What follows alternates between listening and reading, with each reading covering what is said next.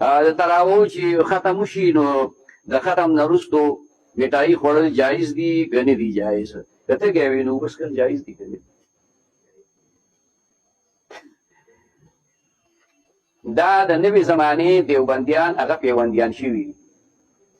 تاسو کال ته راله نو هغې وایي چې مټۍ حرامه ده. هلکه خدای دې غږ حرام وایي الله او د الله رسول به کوي. ته د کوم ځای چې د کوم ځای مټۍ حرامه ده او چې حرامې دي او قاري له پیسې ورکول حرام دي. زمونږ د فقه غټو غټو مفتیانو علماو دا لیکلي دي، مفتي فرید صاحب لیکلي دي چې 10,000 روپۍ به قاري ورکوي. څونه؟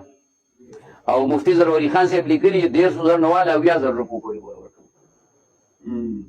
موږ چې کوم نه چې د قاري دغه راشي نو کله یو طرف ګرو کله بل طرف ګرو څوک چې کوم دی یا رپېږي لاس کې یو سلګون نیولی هغه شرمېږي نه. دا اکرام دی، اعزاز دی. څه دی؟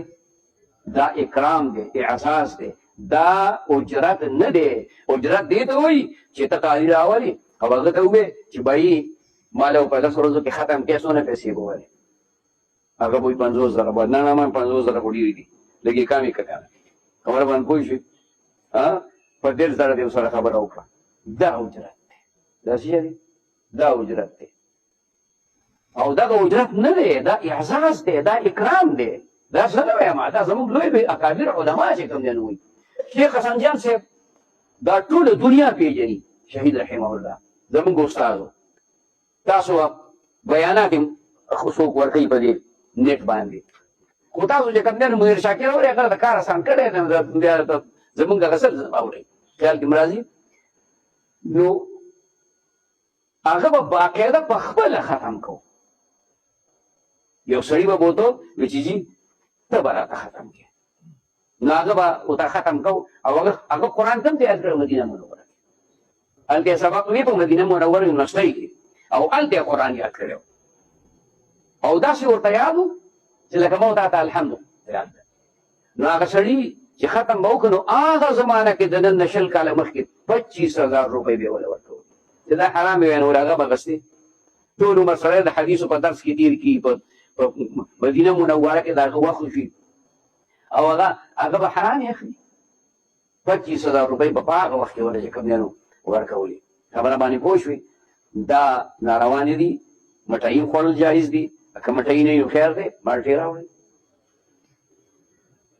خبره باندې پوه شوې؟ بل دلته ولاړ وم، یو ماجر دی، دا ماجر ډېر تکړه په دې خرڅ کول دی. نو هغه ډېر تېز روان و چې زه یې ولیدم نو بس موټر سایکل ودرېد. نو خیر په خیره مو کړل، نو مالک ډېر تېزۍ باندې روان و. وی مخکې مې د دغه چینچي کې دغه چینچي وکړل ډوډر، په دې کې مې چې کوم دی یوه ته کارېټه کینوانه اچولي، ولې دوکان مې کړی څه؟ وی نه نه بېګانم ختم دی. چې ما چې مټیان په خپل کار کې کینوان نو چې څوک یې مټیان حرام کړي کینوان راوړي، مڼې راوړي، کیلې راوړي. په خبره باندې پوه شوې؟ که هغې بیا حرام کړو نو بیا به ولې بل څه ګورو؟ که هغې راته حرام کړو بیا به ولې بل څه ګورو؟ جایز دي، ښه خوړل هم جایز دي، قاري له پیسې ورکول هم جایز دي. پوه شوې؟ دا دې خلکو هسې یو نخره جوړه کړې ده. بله شپه زموږ ختم و، په خپل هر سړي چې کوم دی ځان سره چای راوړې وه او چا مټیان راوړل، چا بسکټ راوړل، چا ځلوبۍ راوړې وې. خبر باندې پوه شوې؟ اوس نه تعلیق غوښتي وو نه دې موږ غوښتي، نه تعلیق غوښتي وو او نه دې موږ غوښتي. قاعدې پیسې هم راغونډې کړې. خبره باندې پوه شوې؟ دا بهرحال خو جایز دي، بس نور کیسې مه کوئ.